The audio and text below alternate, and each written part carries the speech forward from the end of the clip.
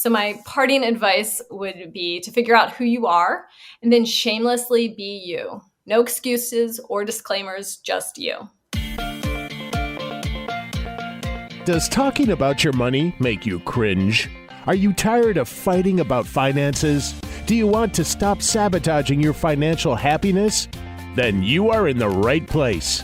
Welcome to Breaking Money Silence, a podcast series aimed at helping all of us talk more openly about money. Your host, Kathleen Kingsbury, is a wealth psychology expert who is doing what she does best, speaking about taboo topics. International speaker, author, and founder of KBK Wealth Connection, Kathleen understands money and our relationship with it.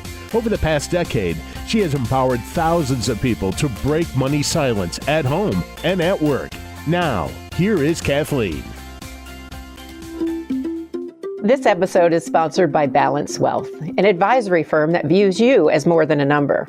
We know you deserve to partner with a team of professionals who care about you and your goals and empower you to make educated decisions about retirement. Your success is our success. And at Balanced Wealth, we will be with you every step of the way. To learn more, visit balancewealth.com. As the saying goes, well-behaved women rarely make history. I know my best work has come when I've trusted my gut, used my voice, and honored my authentic self.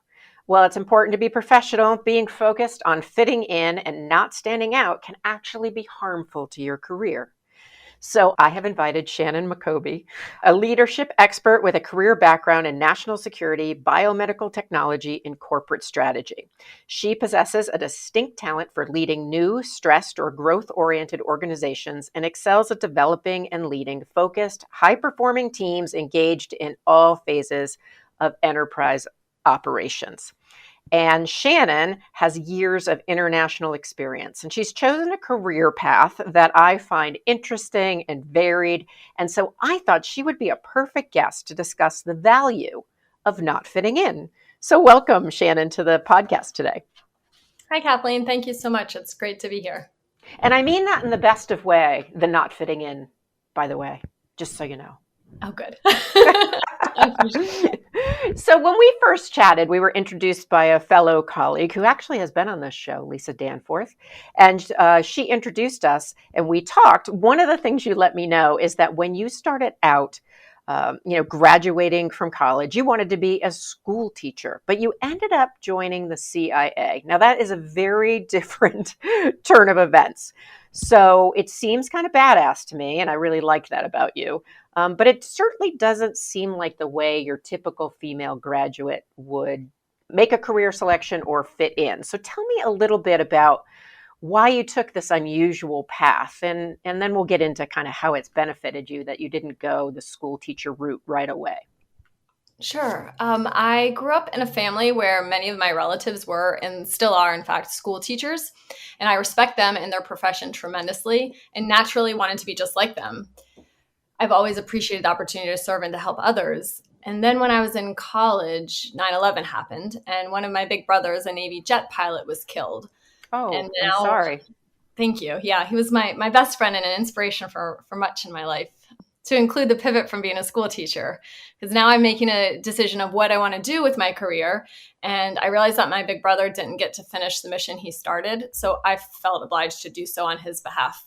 My dad and both my brothers were in the Navy, and I've never liked to be just like everyone else, so I joined the CIA. Well, that's a lovely way to honor your brother's memory. I think I told you before, I'm a Navy brat, so I'm all for service. But tell me, how do you think it benefited you that you took a different career path? Obviously, to honor your brother, but then you stayed in the CIA for a little while. Yeah, I did. I'd say that working in the agency was an extraordinary experience. The opportunity to serve your country with some of your best friends in exciting and ever-changing times was a treasure to me. It benefited me tremendously in teaching me how to handle ambiguous situations, gain a balanced perspective on life and work, and really gave me a shrewd emotional intelligence. All of these lessons I've carried through every job since. I still have a dream of being a school teacher someday, but I must say that my time with the agency really offered a lot of great opportunity and skills. Well, when you said that, I still have a dream of being a school teacher someday. I smiled because, you've got a long career ahead of you and you never know. And I feel like some of the work that you do is certainly in the education or teacher realm.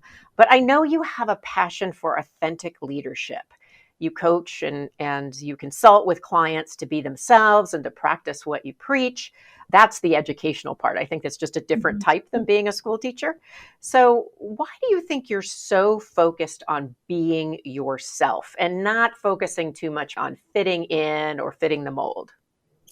I've had the benefit of not fitting in so many times in my life that I've had an outward view of how people connect and interact when acting authentically or not. And it starts back to when I was a kid. My parents took us to Brazzaville, Congo when we were very little. It was during the Cold War, and there were very few American kids living in Congo. So my brothers and I were quite different from our peers. And this was the start of me developing a bit outside the norm of the typical American gal, and the journey of me being slightly different than everyone else. And you fast forward to when I came back to the US, I tried to be cool and I tried to know the songs or the sitcoms or the games that all the other kids like, and I just didn't. And each time I tried to morph who I was to fit in, it was an epic fail. But fortunately, as I advanced in the professional world, I tried less to fit in and more to be me. And it's through this that I learned that when I was my true self, that life seemed to move along the best and be the most satisfying. I also did a little research because I'm a bit of a nerd and like to know why you feel a certain way or do certain things. And I learned that there is theory behind this, that it is actually a silly endeavor to be someone you're not. Firstly, because it creates a false foundation. So you block that genuine connection with others. But it also creates this emotional strain on us, which can lead to burnout. And we're already so exhausted juggling the various parts of life, from family to self-care to work. And I find that being comfortable standing out as your authentic self not only relieves that strain and burnout, but it also generates this more positive and meaningful relationship with others. And I'm all about optimizing life. So a few ways to me are better than doing this when you get more energy by just being you. Yeah, it's interesting because I used to work in counseling, and I used to work with a lot of women, and we would talk about the false sense of self. And someone would walk in and you'd be like, wow, they're really disconnected from who they are. And I certainly have had times in my life where I haven't been as connected with who I am at the core. And it is tiring to fit in. But so many of us are kind of convinced that we're supposed to fit in, that we're supposed to be well behaved. And it does. It takes a lot of energy. And I love that you did a little bit of research to kind of help us figure out that it's not just us saying that. It's also, there's some research out there as well. And when I think about when I'm my authentic self, and when I think about I'm just being who I am, part of me, like it or not, I'm a little devilish. I can misbehave. I'm professional, but I can misbehave. And when I don't worry about fitting in, and I just worry about speaking my truth or my life purpose or whatever term you want to use, it actually works out better. So one of the things I want to just explore with you, we're of different generations, so I'm wondering if there's a generational difference, but why do you think as women we get this message so much that we're not supposed to speak up, or we're supposed to be nice, or we're supposed to be likable, when in fact, really, if we just focused on being who we were, we'd be more effective? Kathleen, we need more people like you to step out of our paths and behave differently. So thank you for that. I love this message, and I love the concept of not fitting in and not behaving. Because if we all behave the same all the time, this world will be super boring and never evolve. But it is understandable why we might tend to do this, firstly, to behave and to fit in, because at an innate level, I think we yearn for acceptance and belonging. And it's, again, proven in research that people prefer to interact with those similar to themselves and tend to treat them more favorably, because we operate under this assumption that they'll respond and act like us so we can trust them. But this is most often an inaccurate assumption. Yet we still try to behave so that we fit in and then are accepted and treated more fairly. But as you've experienced in your life from everything that you've done, by not behaving, by not trying to fit in and truly embracing our authentic self, I find that the benefits are extensive. Things such as networking are easier because people gravitate towards you, and your authenticity will decrease our blind spots because we'll have more energy to see what's around us, both literally and figuratively. Think if you're going into an interview and you're so myopically focused on being somebody that you're not, you have this tunnel vision on just the person across the table from you. But if you're comfortable being who you are able to interact with the world around you. You sit in that chair, you're having this negotiation. You can see over the interviewer's shoulder their college diploma and the university, and you might have a connection to that. So you can open up and bring that into the conversation and help the negotiation. But if you walked in without this confidence, you would have never even seen that or anything else in the room. So I think being our authentic self is a role that comes really very easily, but it can feel so uncomfortable to do at first because we're not used to it. We're often trying to be someone we're not. But as with most things, it really does get easier with time. It does. I don't know if it's an age thing, although again, I think you've tapped into this a little sooner than I did. The other thing that really strikes me is, like when I started speaking, so, I decide in 2008, I'm going to go from being a therapist to being a national speaker. Kind of bold when I look back, but it worked out. And so I, when I would get up on stage those first couple of years, I would feel very constricted, like I was supposed to be like the speaker before me or the speaker after me. And it wasn't until I worked with a speaking coach who was really effective in opening me up and saying, just be who you are. And what you said in terms of the research and your experience is that I got more speaking engagements when I would get on stage and be me than if I had practiced to the nth degree and tried to be like somebody else. So there's kind of this law of attraction when you're, do you find that as well? That, when you're truly yourself, things work out differently? Oh, absolutely. People gravitate towards that. You're releasing all of these plans and ideas and concepts, and you can let the world sort of shift and move in ways that make it better for you. I think I was trying to script my life too much in my younger years and trying to fit in all of these different molds, and it just never felt right. And things would break down all the time around me. And it's when you just do what you did with your speaking, Kathleen, and you be you, it all starts to fall into place.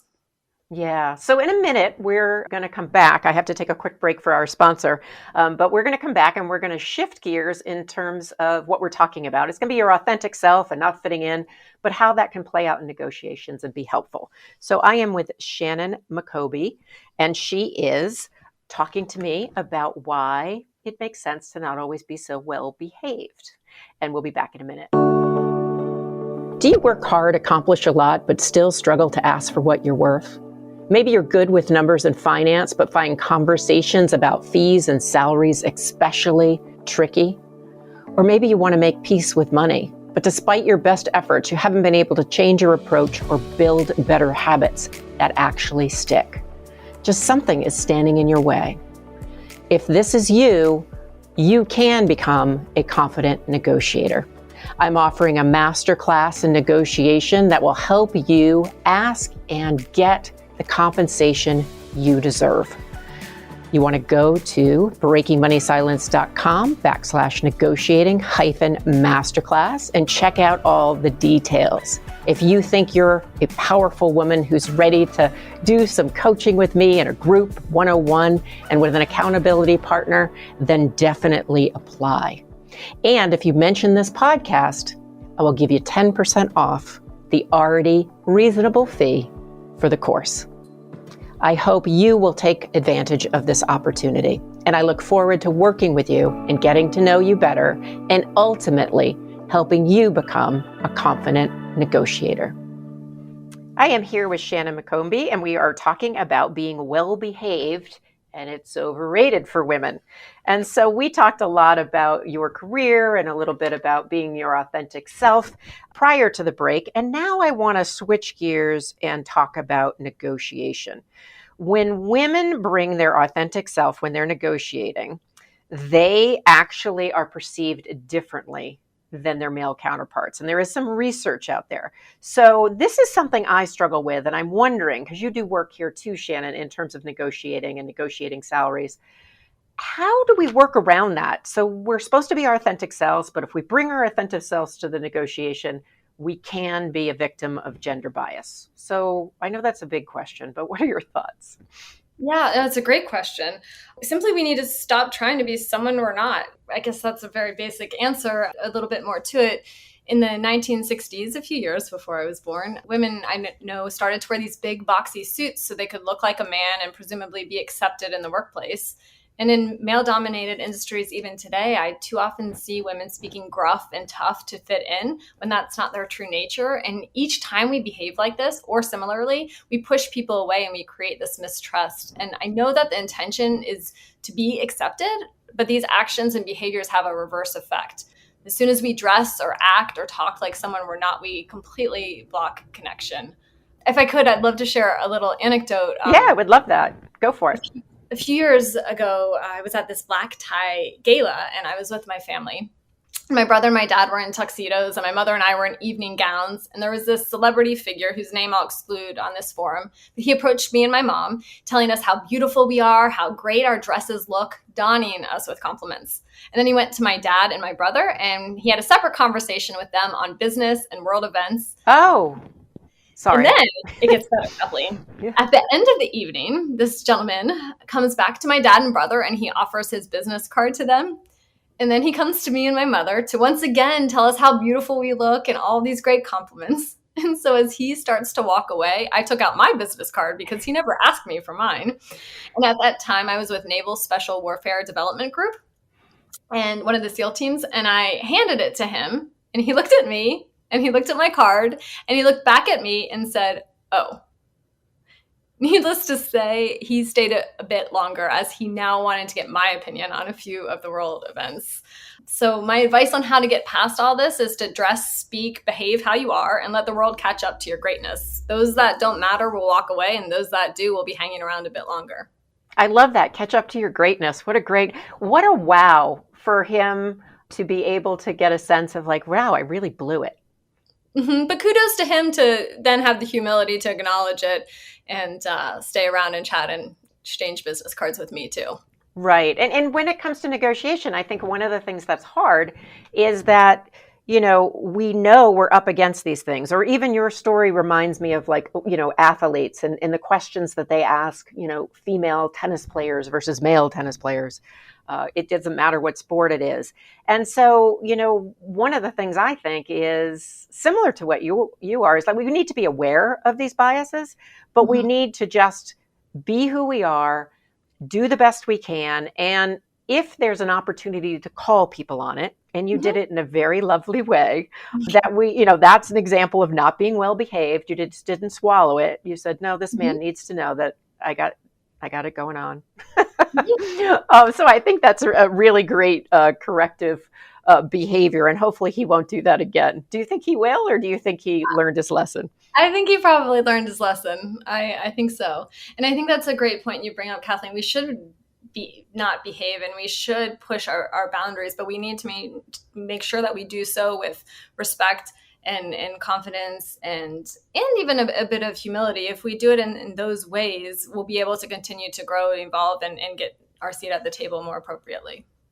Yeah, I think so. I think it's when, a lot of times people will think, well, I have to act like a man or I have to be a bully in negotiations. And I was like, you know what, if you're not a bully in life, first of all, I don't think you should be a bully in negotiation. But second of all, if you're not a bully in life, then you really should show up who you are. And I think you raised the issue of when we're authentic, we actually create more trust with the other person. And when we're at the negotiation table, we want to build that trust with the other person, especially if it's somebody we're going to be working with for a while.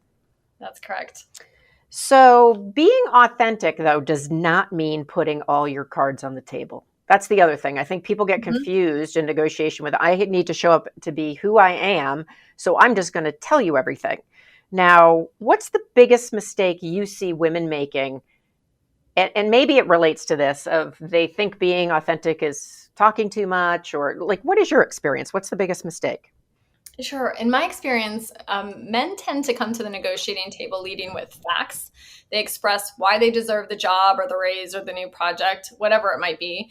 And they explain how they'll accomplish it. And then they embrace the silence. Whereas women, we often crave acceptance and connection and have an inherent fear of rejection. So we often come to the table and we lead with emotions. We say why we think or we would like or we would hope, and we provide the facts of the situation in a more amorphous way. And then when there's silence, we often get nervous and then fill it with, if it's too soon, we can discuss it again. I'm so sorry to trouble you. I'll leave you alone. I'll be back in a few weeks. We self-sabotage when instead we should lead with the facts, embrace the silence, and stand up for our worth. I actually write out a Post-it note when I'm negotiating on the phone or negotiating through Zoom. Shut up on a because I need to, I'm highly verbal. I have a lot to say and I'm a big sharer. But in a Mhm. negotiation, I think that's true. Now, you told me a story. I would love for you to share it. A story when we had our pre-call about a woman where you were negotiating with her. You were the person hiring her. Mhm. Do you remember that story? Can you tell me a little bit about that? Oh yeah, absolutely. I was with while I was with a Fortune 30 company, and I was hiring for my team, and I was interviewing this brilliant female candidate. She was excellent, and I knew she'd bring great value to our team. And so we got to the initial stages of salary negotiation, and when I asked her, she shared what she expected in compensation. I responded at an amount lower, expecting a negotiation, and she immediately accepted the lower amount. And I knew that she valued herself more than this, but she was unable in that moment to speak to her worth. So we agreed on that lower amount, shook hands, and she departed. And when she received her offer letter, it was for a higher salary than she had even asked for. And so when she started the team, she asked me why I offered her more than she even asked. And I told her that I hope this moment would resonate with her the next time that she was in a negotiation, that she remembers her worth and her value, and that she believes it and demands it. And she's been thriving in that company ever since. That is so awesome and like so gracious. I actually shared a version of that story in a seminar I did the other day. Obviously, didn't mention your name or anything, but people were so stunned and so thrilled that you would mentor somebody in that way. What Oh. led you? I know it's so sweet though. So many people would not have done that. So, why do you think you made that choice? I sat in her seat not very many years before that, and I totally gave myself a cut in salary that I shouldn't have. And the person on the other side of the table for me just said, okay. Yeah. I think we need to help each other out, and we're all in this world together. We're all learning together, and we all get to different points in life where we know something more or we're learning. And if we can help each other out, we'll all be in a better place. I mean, I gave her the right salary because she deserved it, and then she ended up being an extraordinary member of the team because she felt worthy and valuable. Yeah, I do think it comes back. The other thing is we started with being your authentic self and getting to know you a little bit. I think that's really just who you are. And so in some ways in that negotiation, you also were your authentic self. So that's just a really cool story. I hope to be in that position someday and be able to do that. I know I've spontaneously given raises to people when they haven't asked because I thought they should be asking by now. That's fantastic. So it's just kind of cool to kind of pay it forward. So time goes so fast, Shannon, and there is so much more I could ask you about in terms of this topic. But because we do need to keep this to probably 25 minutes, tell me a little bit about kind of what advice would you want to leave our listeners with? And remember, our listeners are either women entrepreneurs or they are financial advisors who work with them. I would like the listeners to try to play rock, paper, scissors, and thumb wrestle at the same time. I have to stop you. You are the first one to make that recommendation in 150 podcasts. Well, great, because I don't recommend it. We can't do it.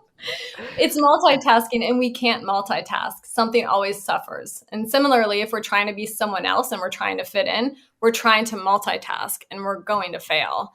So this poses the challenge of who are we? So my advice is to take the time to figure out what motivates you, what makes you happy, what brings you passion, not what we think others want us to say or do or what is trendy, but what genuinely fulfills us. Because we oftentimes morph to the image that others, society, social media imposes on us. And if this is not you, which it likely isn't, we need to work to find out who you are at your core and arrive that way. So if a company or an organization or a person doesn't want you for who you are authentically, there's a good chance your tenure in that group would have been short-lived anyway, so you're saving everyone time. So my parting advice would be to figure out who you are and then shamelessly be you. No excuses or disclaimers, just you. Shamelessly be you. I'm going to write, that's going to be right next to my shut up. I just love that. I love that. So, Shannon, it's been really fun to break money silence with you today. Where can people find out more about what you're up to? Because it sounds like your path will continue to be interesting and authentic. Thank you, Kathleen. I really appreciate being here with you and your audience today. I'm not doing what is expected also fits into this answer because I'm not on social media. I understand its importance and the goodness it brings to many, but it doesn't for me. But I am on LinkedIn. So your guests can find me on LinkedIn or at my website, which is www.skmccombie.com. Awesome. We will put those links in the show notes. And again, it's been great having this conversation with you. Likewise, Kathleen. Thank you. This episode is sponsored by Balance Wealth, an advisory firm that views you as more than a number. We know you deserve to partner with a team of professionals who care about you and your goals and empower you to make educated decisions about retirement. Your success is our success. And at Balanced Wealth, we will be with you every step of the way. To learn more, visit balancewealth.com. Thank you for listening to Breaking Money Silence, hosted by Kathleen Burns Kingsbury, a wealth psychology expert, author, and founder of KBK Wealth Connection. If you like what you heard today, be sure to subscribe on iTunes or your favorite podcast app and leave a review. Also, share this episode with your friends and family. It is a great way to get the conversation started. For more money talk tips and information, or to hire Kathleen to speak at your next event, go to www.breakingmoneysilence.com.